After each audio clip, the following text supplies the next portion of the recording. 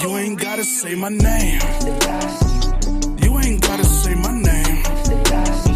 And you ain't gotta say a thing. Just know that I am here. And you ain't gotta say my name. You ain't gotta say my name. And you ain't gotta say a thing. This is the Good Leader Podcast with your host, John Martinez. Today's guest, Nate Santos of Santos Bros Plumbing. Let's get into it.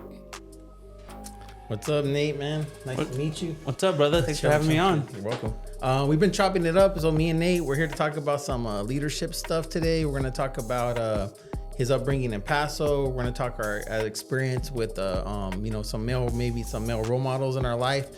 And then we're getting into a little hot topic right now, the whole LA thing and maybe our perspective on that. And that'll be it. So shit, Nate, I don't know if you want to get into just like maybe your upbringing in Paso, and maybe some of your experiences growing up here that kind of shaped you into being like the man that you are today. Sure, man, sure. So just to go a little bit more in depth with that, I was actually born in San Luis Obispo. Okay. I was born in SLO, and then grew up most of my childhood upbringing, like elementary school, and up to junior high down in the 5 Cities area, right there in Grover Beach. Okay. And then freshman year of high school, actually, we moved up to Atascadero. And what call that A-Town? A-Town, yeah, yes, sir. And we lived in A-Town for about 10 years, man. But when we got to Atascadero, man, I remember it was a little bit of a culture shock, down in South County, so it's a little bit more diverse. Mm-hmm. But when I got to Atascadero, man, it was a lot less. What was it like? Less Mexicans. For real? So I think because I only know it from when I go through there now, so I don't see it. So it's just like you're the only brown one there. Bro, I remember it was like I remember it was such a small amount. Like it tripped me out because it was just so different down in South County. There's just like Spanish-speaking Mexicans. There's like Mexicans that are like, Chicano, like generationally been there like second, third generation. There's a lot of Filipinos down there too. There's island Mexicans. Yeah, a little bit of everything, man. And then when I got up here to A-Town, man, I was like, I'd never seen this. I never said this before, dude. I've never seen so many different types of white people. There was like skaters, there was like goth punks, then you had like the Aggie country kids, and then there was like just such a variety, bro. It was just like, it tripped me out. Yeah. But I love it though, man. I've been up here in the North County area now for about a little over 20 years now. Mm-hmm. Actually 20 years this year, because I landed in Atascadero summer of 2005, and it's 2025. Yes. Now. How was your experience there? Was it good, all good, or some good and bad, or it's like once you got there and got settled in? Well, you know what, man? I think it's a little bit of everything. There was good experiences, there was bad experiences.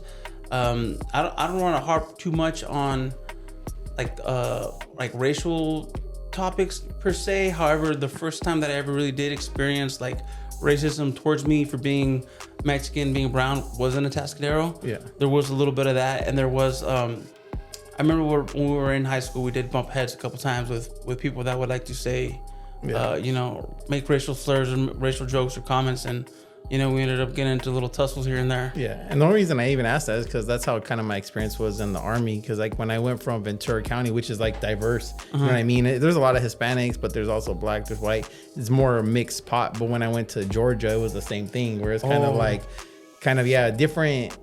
There's a little bit sometimes tension. You know what I mean? Like, for sure. Yeah. So that's why when you kind of said that, then I was like, it's probably something that you encountered over there. You know? Yeah, there was a little bit of that in high school, and then also, when you're a young male man, a young man in high school, there's that old saying, you're young, full of piss and vinegar. Yeah. So, you freaking feel like you can take on the world, and you want to prove yourself, and you want to take no lip from nobody. So that kind of adds a little fuel to that mix right there, And were you and your brother around the same age? Like you guys went to school together, or you guys were kind of like we're actually 4 years apart. Yeah. So growing up, it is a little bit of an age difference. So we did go to elementary school a little bit. I was like, older class, he was younger class, so we'd like walk to school together, and I was always very protective, so I'd take care of my siblings in school and stuff, and my cousins. And then after junior high, I didn't see him in school again, ever. So by the time that I graduated high school and I was a senior and I graduated, the following year he started high school as a freshman, so we were never in school together. Yeah, that's cool being the oldest, because that's like me. I'm like the oldest, and I always tell people there's a different different, I think, pressure when you're the oldest, that you could, because you feel, I think, the need to kind of do better, watch out more. I think you grow up faster when you're the oldest. 100%. Most of the time, people, it's like, and when I see people that are the oldest and they're not like that, I kind of look at them. It trips you out. Yeah, it's kind of like you're not even like, I don't know. I just don't. That's to me how my mind always thought was like, okay, I have my younger sisters, my younger brothers. I gotta set the good example. Can't let anyone mess with them. I Take can't. care of them. Yeah. You know, I can't be no weenie. I gotta also, you know what I mean. And so that's why, you know, even my sisters always, I'll be like, oh, you're close to our mom. You guys have such a. I said, is it because I was the oldest? You know what I mean. So you tend to have a more, I think, a little bit closer relationship with your parents because you're more mature. You have to. You have to be. Yeah, we grew up faster. Actually saw a little clip on social media today. I'll share it with you. It's a really good one. It's talking about, and I've never really seen anyone really describe the situation of when you're the oldest brother, you have it the hardest. You know, you grow up, you know, you miss out on your childhood a lot younger. Yeah. And I always remember that, like when we were kids growing up, and you start kind of like speaking up for yourself a little bit. I remember like at the dinner table, my dad was real big. My parents were real big at, you know, family dinner table every day. We're having dinner, you know, around, you know, 5:30, 6 p.m. And we're all conversating about, you know, what we did in school and stuff. And then on the weekends, we're working together with my dad. And as we're growing up, like I always took that step forward of like, I gotta work, because my dad always said, hey, la vida se gana trabajando, you gotta work hard. Yeah. So I always, you know, was doing stuff, and I applied to get jobs, and as soon as you're like legally allowed to get a work permit from school, you're 14. Yeah. Most people won't want to hire you because you're so young. You're only allowed to work, I think, like 3 hours per day, or like only a few days a week. So I applied to many different little fast food places, but no one ever hired me. I didn't get my first job until the summer of after freshman year going into sophomore year. And just because, you know, that's what I had instilled in my mind. Yeah. Like, you know, you have to work. And then I kind of saw the difference of like a little brother growing up. Yeah. You know, my dad like always like made me work, but then like my little brother didn't get it as hard. And I would always bring that up like, hey, well, you didn't tell him the same thing. Yeah. I think that's a good thing to kind of hear that, because you hear some people when, you know, and I always found that, you know, my mom always told me, you know, work hard too. She said if you buy something on your own, you appreciate it more. So like when I got my first car, like I think I paid half. It was like $1,000, and she paid the like a part of it. And I think it makes a big difference in how you end up becoming as an adult, because I think when you're told to like, hey, work hard, you know, work for the things that you want, you tend to already like gives you I think a leg up in life in general, because when you see people that aren't told that, or no one's ever told them that, everything is like, oh, you know, this didn't work out for me, you know what I mean, like in type of attitude, victim mentality. Yeah, kind of like a victim mentality. And I can't even, me, I always say I can't relate to that shit, because I said my grandma, my mom, my uncles, everyone around me never let me talk to me like that. Everyone was always like, you know, get up, you know. And I always remember this where I was talking to one of my friends. He was a little bit older than me. We were playing basketball or something, and I think I was like looking at my shoes or something, and my aunt comes up to me like after and says, mijo, don't ever put your head down when you're talking to someone. And I was like, damn, like I still remember that as a grown man telling you know. But I think that type of stuff, you know, you have to be told that type of stuff, and your dad telling you, I feel like that really determines having those strong male role models that tell you stuff like that, because I don't think, not that women don't understand it, but sometimes they, you know, they give us the love, and guys, we give each other more of a different, sometimes the truth. Discipline. Yeah, discipline. Yep. You know, you tell each other, say sometimes like, hey, it's not about how you feel. No, it ain't about how you feel, man. It's about like what you do. Yeah, and making things happen. Oh yeah, man. So with the whole hard work thing, how did that get you ready for you having a business? Because I imagine like with you having a business and all that stuff, and I always see you doing your social media stuff and think it keeps you, you know, busy. You know what I mean? How did that play into like getting you into that starting a business? So because of being raised with that mindset of always working hard. So my dad, for those of you that may not know, there's a lot of folks that do know. My dad sings música ranchera estilo mariachi. Okay, cool. You know, like Vicente Fernandez. Yeah. That kind of stuff. Because you guys do stuff with horses too, right? Exactly. Yeah. So he's been singing that kind of music, man, like his whole life. That's his dream, you know. So he liked music since he was a little boy, and you know, being over here in America, you know, pursuit of the American dream and wanted to turn that into career. He started offering that service as entertainment for like quinceañeras, bautismos, weddings, that kind of a thing. So he started singing like that for people's parties. And I remember I was in elementary school, but the youngest I remember being was in 4th grade. Yeah. And I would go with him, and he had the whole sound set up. So he offered a service of entertainment, saying, "Hey, we're going to provide you with our DJ services. Yeah. We're going to play music for your friends or family for your get together." Yeah. You know, and there's anything from small backyard parties to bigger like full on salons to like bigger ranch outdoor events, and where we'll play the DJ music for you. And my dad, you know, he's representing, you know, he's like, and I'll sing for you, you know, 1 hour, 2 hours, 3 hours, whatever you want. Damn. And it'll be this kind of style music, right? And so at that age, bro, I'm only in 4th grade, mind you. And I haven't listened to the radio really like in years, but I'm sure it's still around, Wild 106.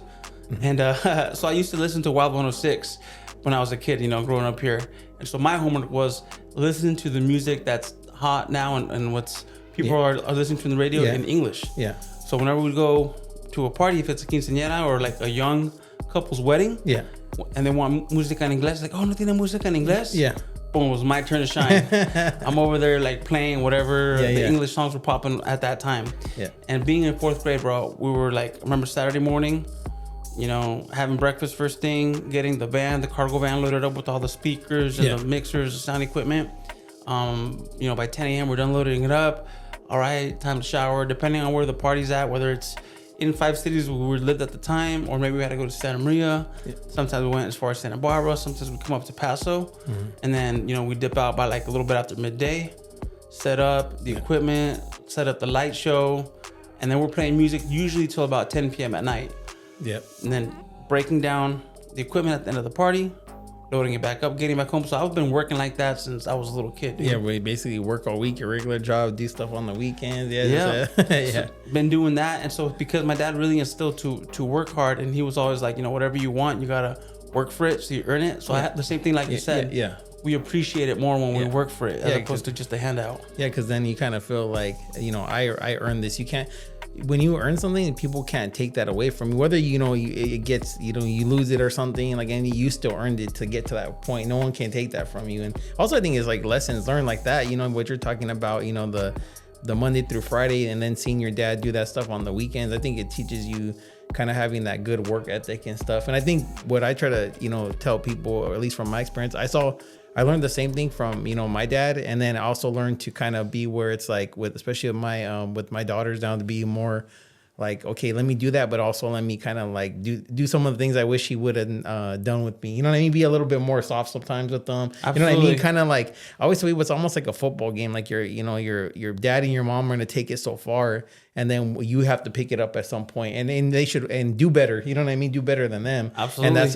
And that's kind of like what we're supposed to do, because that's how you kind of, you know, get what do people call it, like generational wealth? It's like it has to start somewhere, you know what I mean? 100%. So our parents took the first, like my parents, you know, I'm first generation Mexican American born here.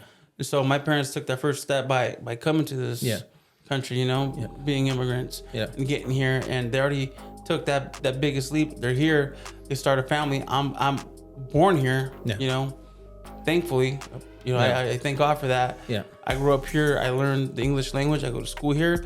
I have all the opportunities, man. Yeah. You know, and I think we have to do something with it. Not enough people take this opportunity and do something with it. A lot of it take it for granted. Like, they're just here, and, you know, they have a sense of entitlement, and they don't want to put in the work to get what they want. They want a, you know, government handout or what have you. Yeah, and that's exactly. I mean, that kind of, I guess, leads us into the topic, I guess, with the stuff like, you know, with the whole LA thing, and that's kind of the way I see it. It's like there's ways to go about things to make change, and there's ways to go about things to just, you know, to basically make us look stupid, kind of thing, right? You know what I mean? And I always tell people, for myself, you know, I learned a long time ago that if you want to make actual change, then you need to put yourself in a position to make change, like starting a business, starting a podcast, doing positive type of things that can't be taken away from you.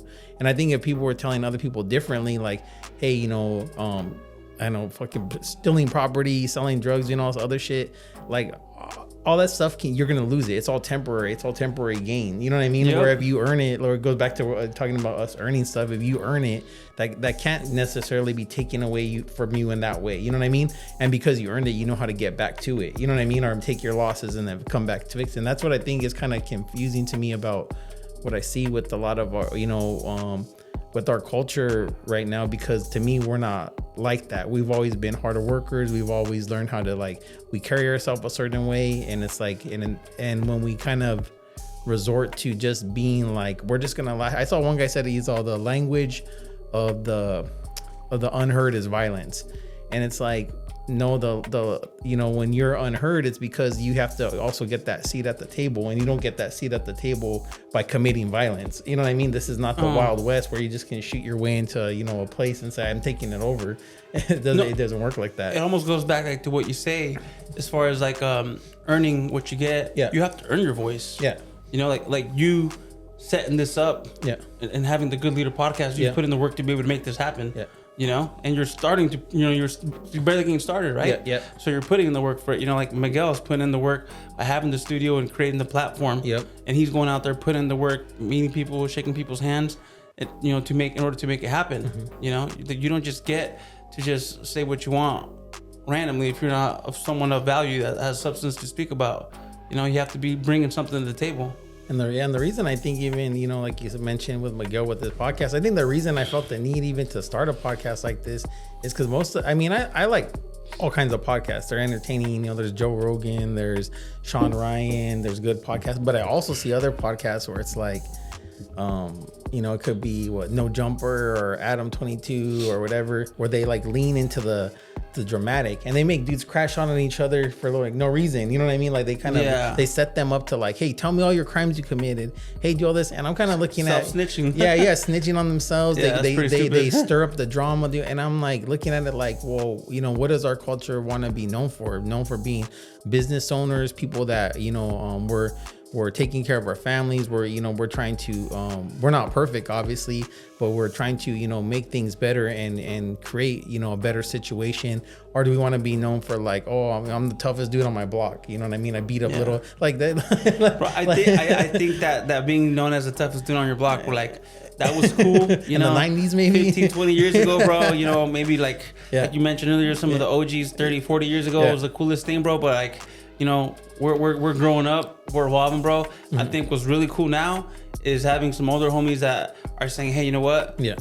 I did that. You know what? I've realigned. I'm taking care of my family. I've started this business. Yep. I'm putting my family in a better place. Hey, you know what? Because I've put in the work to learn this and gain this knowledge. Yeah. This is how you do it. You want to get your business license. You want to get your insurance. Yep. You want to get all those things. And that's what I liked about hearing you and your brother talk about that stuff, because I heard you guys talk about some of the business stuff, networking, and I think people really underestimate networking.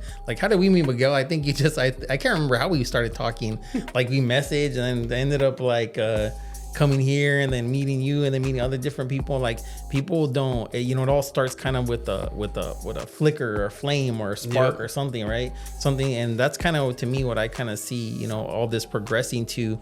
But when I see the things kind of on the news, and sometimes it's kind of your people kind of playing to the clown show. You know what I mean? Yeah, bro. Yeah, no. I agree. It's playing to the clown show. And I think, bro, by what's going on right now in LA, you touched the subject. I think we're proving what the president said when he first ran for office back in 2016, that people got so mad. What do you say? You're sending the worst. Yeah. These are criminals. Da, da, da, da.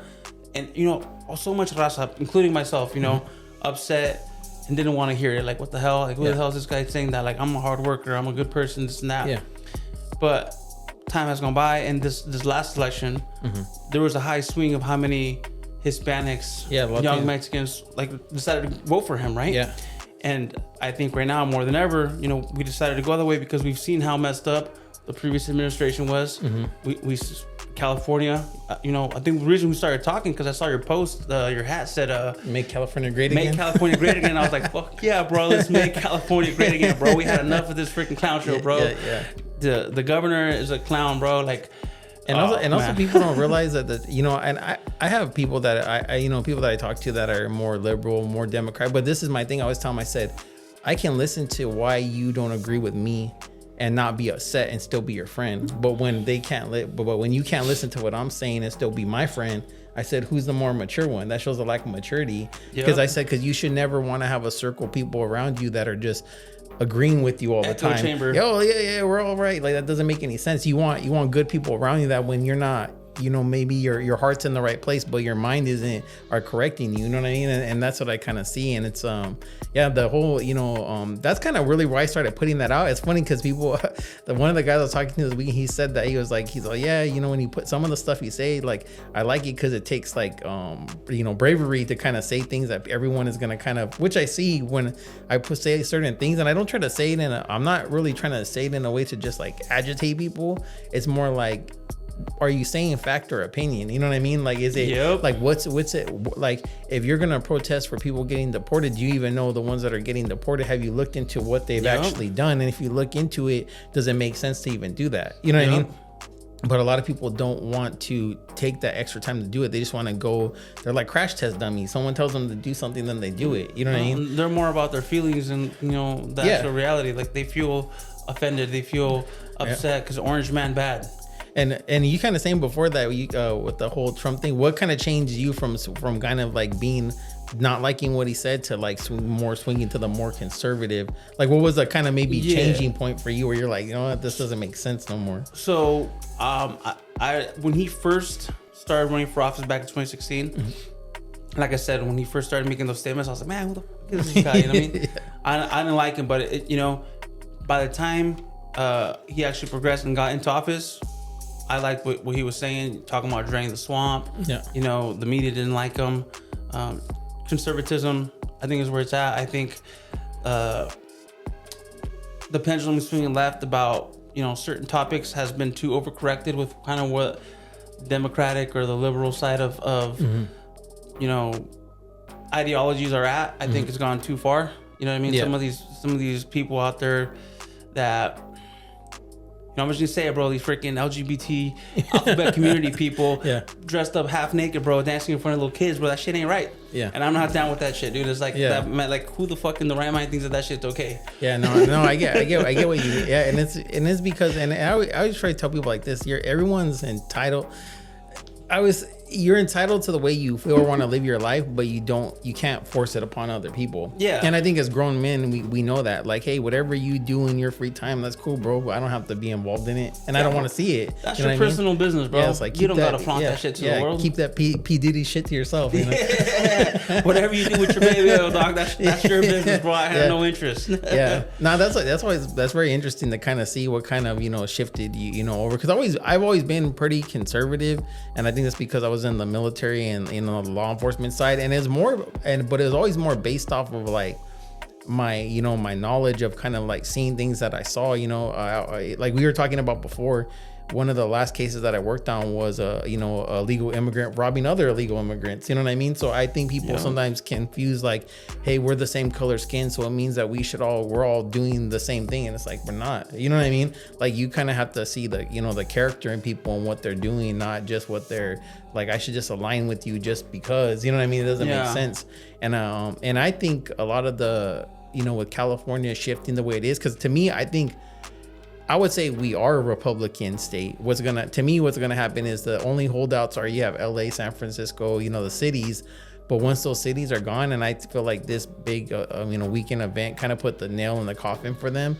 It opens the door for other leadership for guys that are, for guys like me and you and other people that want to make change and also are open to listening to be, you know, kind of, you know, meeting in a middle place, because they'll say, hey, you know, like, you can kind of listen to what someone's saying and then take your, you know, how you think about something and to come to some common ground. And I think that's what it's going to do. It's going to open up the leadership, because I think we've been listening to a lot of these, you know, like Gavin Newsom, Mayor Bass, all these other people. If you look at them, it's like they're career politicians. Like guys like me, we're not career politicians. We're guys that, you know, we've worked our way up. You know, you're trying to do certain things. So when we're talking about something, it's coming from a place of, hey, we're actually, you know, boots on the ground doing it, not just kind of just, hey, I'm just in the office, you know, spewing all this nonsense and hoping someone believes me. Yep. So 100%. I said earlier when we were talking about, LA, bro, San Francisco, bro, they're cesspools, man. Yeah. San Francisco, I heard people talking about there's an app where you're walking down the street and there's freaking all the shit. feces, bro. There's feces on the ground. So like, oh, there's a freaking dookie right here. So let me put it on the app so someone else knows that if they're walking here, they're not to step on the freaking dookie, bro. Like, how retarded is that? Yeah. That someone, came up with an app because there was a demand for people to know that there's freaking shit there on the road. And instead of cleaning up the streets and not allowing that nonsense to take place, there's an app that lets people know not to walk on that road because there's freaking on that sidewalk because there's shit right there. Well, it's kind of what I was tripping out with LA because they just had the fires and it's like, okay, so that's millions and millions of dollars in damages, probably more. You know what I mean? Because they wanted to save a little fish, bro. Like, it's freaking stupid. Yeah, and then now you're gonna have stuff from the from the riots or the protesting, the peaceful protesting, and now that's more damage, and it's all to their own community. You know what I mean? Because I live in the next county over to LA. And there's a lot of times where it's like, to me, Ventura County, we move a certain way and we can tell when people are from LA County. It's like, when you don't value where you live, you don't value other people's stuff either. You know what I mean? Yeah. So that's it kind of starts at home. And that's me where it kind of comes back to the whole concept of the Good Leader podcast with dealing with men. It's like, I feel like the responsibility kind of falls not just to men, but for men to take the lead and kind of say, hey, shit can't be like this no more. You know what I mean? 100%. Yeah. No, I agree 100%. I think it does fall under because it's a man's job to lead and lead by example for us to create a better world around us. Yeah. There's a gentleman that I listen to. His podcast is a PBD podcast. I don't know if you know Patrick Bet-David. I don't think I've heard that guy yet. I'm sure you would like it just based off our conversation that we're talking about. But he was having a conversation with an entrepreneur, and he was this dude's a Mexicano living in LA, and this dude's like a successful business entrepreneur. I don't know how many multi-millions, lives in Bel Air, gated community, bro. Gated community, and his house is still getting broke into. His little girl, I think, FaceTimed him. They're like, oh, dad, someone broke in. Yeah. And then like the person's getting into the house, and then like the house cleaner saw him and yelled, so the dude freaked out and like ran out the window. Yeah. And so now with this dude, he already lives in a high-end gated community, and he also hired 24-hour security. Yeah. Bro, that's like some freaking third world problem, bro. Like, really? It's like, is that bad? So PBD was just like, dude, if you're gonna stay in California, you have to get involved in politics. Yeah. If we want things to get adjusted, we have to, because we can't have this Karen Bass lady, this new scum clown out there when he shut freaking California down. Said you can't go out there, you can't go to the stores, you can't, mom and pop shops closed down, and this freaking prick is over there having wine tasting open invite with all his ritzy friends. Come on, bro, people fucking wake up. Really? I was actually laughing at this last video when he was like, and this is I think twisted this, and then I'm saying this because I want people to understand how if you don't look into something, how the media will twist words, right? I saw Newsom say where he's like, come arrest me, Trump, or whoever he was saying, trying to act like a tough guy, but it always comes off disingenuous. Oh, yeah. Me. And then I saw the news ask Trump, would you arrest Newsom? And he was like, I kind of like no one's above the law, I guess, kind of like answering the question. Yeah. And then I saw the news turn around, right? Like, I think it might have been CNN or one of those broadcast networks say, oh, Trump said he's going to arrest Newsom. And that's how much they twist it around. But people that don't always, if you think you know everything, you don't allow more knowledge to pour into you. So, if I see something, I usually try to research, like, well, where did this stem from, this, and that. And I think a lot of people will just see the thing. Look, Trump said he's going to arrest Newsom. What a dictator. You know what I mean? And that's not what happened. You know what I mean? They're quick to like make a assumption about something without looking at all the facts. And that's always my like kind of where I don't understand a lot about with that side of the party. It's like have some facts and not like you said, less feelings, have some logical facts, come up with some good ideas. And I actually think that, if they did that, we would be able to work with the people a little bit more moderate, like you said, not so far left, and say, hey, and make California great again, and like say, hey, everyone can coexist. It just needs to be some boundaries, like, you know what I mean? Yeah, 100%, that's all it is, bro. Like I said earlier, man, California, by a lot of the rest of the nation, bro. When I meet people, because I've done a little bit of traveling this year, met people in other states, they're like, "Oh man, California."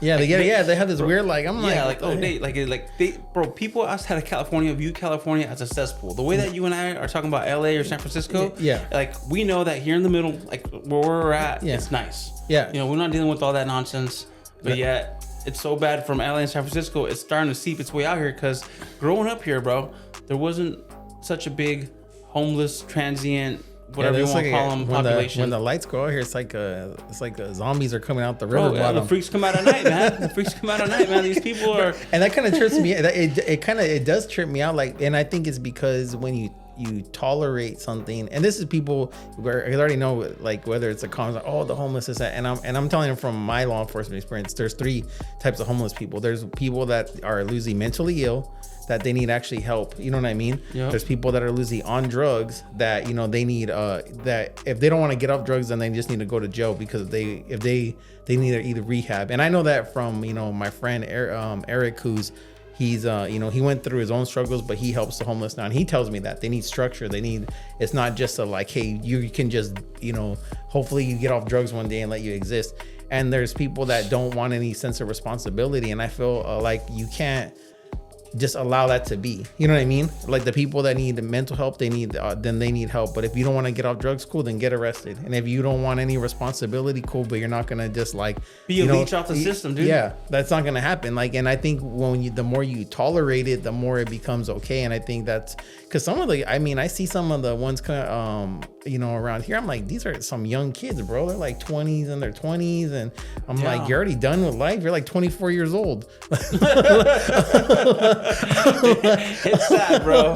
It's like, freaking sad. Yeah. Like, yeah, I don't get it. You know, I think again, it just comes back to, you know, my big thing is I think people, it's like purpose, you know, lacking purpose. Of what are they here to? I think purpose, and back to your title of your podcast, bro. A good leader, you know, a good mentor to kind of help guide them and, you know, help figure them out. Yeah. What they're good at, so that they can find some sense of purpose to something new that'll kind of give them some motivation to do something, man. Yeah. There's a lot of that, man, and it's an extensive topic, man. Like, from the amount of transients that there are now to, you know, the fires and how out of control they were, and how there was no water in the freaking pipelines, like, to the drug going on. It's just so many different things, dude. There's definitely a lot of challenges. I think as a country we're facing, as a state, and as, you know, man, and that's why I kind of think I want to say it's been a good and a bad thing. I think things getting so bad made a lot of guys like me and you kind of like, where I never really liked politics. Honestly, I was never really saw myself as being involved in politics.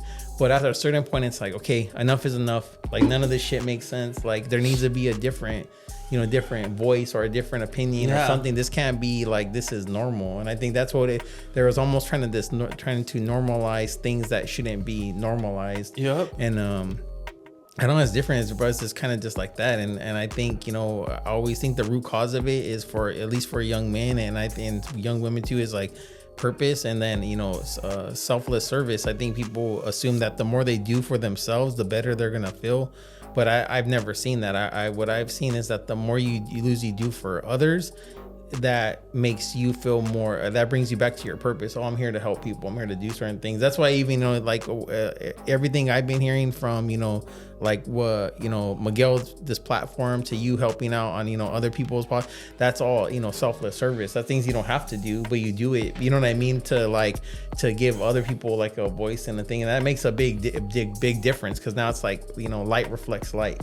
Totally. And it's helping each other out, man. And it's a win-win in this podcast example. You know, Miguel's out there meeting people, shaking hands. He's created a platform, coming onto my show. They're business owners. They have their group of people that right now everyone's on social media, online in one way or another, whether it be Facebook, Instagram, TikTok, what have you. You know, Miguel has his group of friends and followers. That person he brings on, yourself or myself, we collaborate, we have a conversation, we both share it on our individual platforms. Everyone's networking. Each other's friends see it, and then we both grow.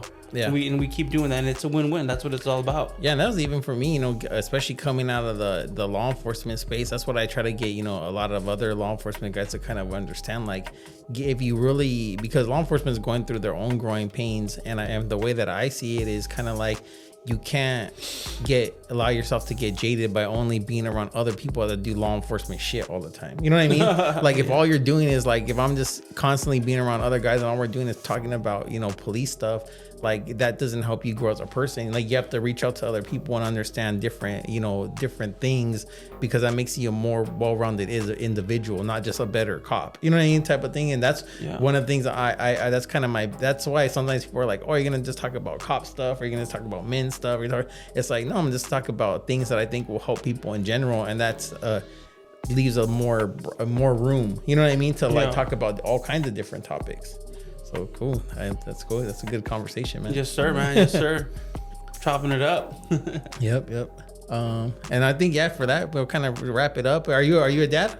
I'm not a dad yet, man. Hopefully one day though. I know with the Father's Day coming up, I was gonna. I don't know. That's what is my one of my plans was to try to interview my dad too for Father's Day. Oh, that'd be a good one, man. Yeah, that'd be a good one. But I was gonna ask you about that because you were talking about your dad and stuff like that. But I mean, I think that's definitely those things that he probably did with you're probably gonna definitely help you in your experiences like that. 100%. I think it's I can't remember what the statistics are, but it's like, it's like a 80% chance. I think if your dad's not around, the higher of going to like jail or getting in trouble. Yeah. No, 100%. So when people sometimes are like, man, we don't need men, this and that. And it's not obviously it's not all women or anything like that, but I'm just like, they're stupid. No, that's part of bro, that's part of the whole liberal nonsense, man. Yeah. That that statement being made and thinking and people thinking that when they make that statement, it's a powerful statement. It's an ignorant statement. Because we need each other. Yeah, God created man and woman for a reason.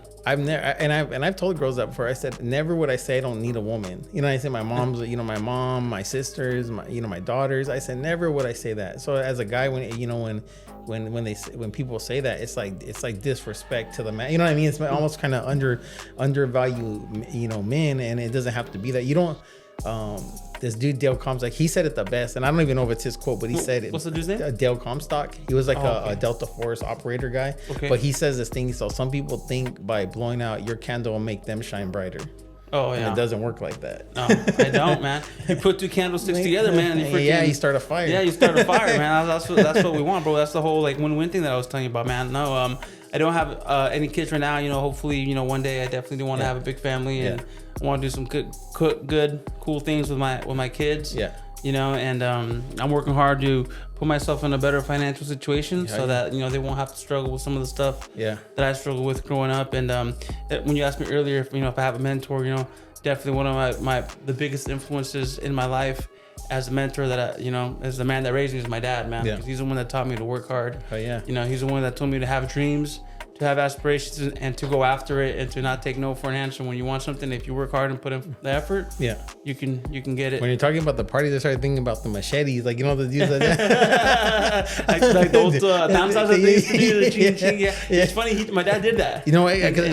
I remember that. The only reason I remember that because they did that at my elementary school one time. The dude, he cut himself a little bit. So as a kid, it's just like ingrained and stuff in my mind. They're like, oh shit. Yeah. That's not the intention. It's a danza, and they scrape it in the concrete and they shrink, and then there's steps, and they're hitting them shit underneath their legs. I remember that. My dad taught us. We messed around, like we'd use like broomsticks or something, and it'd be like boom, practice, and we'd do it. And it was lightweight when we were kids. Yeah. And then we actually did it with machetes. He'd be like ching, and he'd be like slow. Así era. Primero acá, abajo, and that'd be tight. I think we should do it's funny because when he said that, I was watching the podcast he had done with Miguel, and I said, oh, that'd be tight to do some kind of brand pics with that, like the horse in the background, like with the machete or something. Oh, let's do it, bro. Fucking fireworks. Fucking fire and shit in the background. And horses. Hey, man, that's guys being guys right there. Oh yeah, man. Yeah, we'll make it happen. Yeah, but man, I think that's a good podcast episode, and I'll give Miguel, keep him busy with the chopping it up. Right? I'll give him something to do. Okay, this has been the good. Want to take us out, Miguel? Yeah, so thanks for tuning in to the Good Leader Podcast. Big thanks to our guest, Nate Santos, from Santos Bros Plumbing. Don't forget to like and subscribe and share, and we'll catch you on the next one. It was getting hot in here.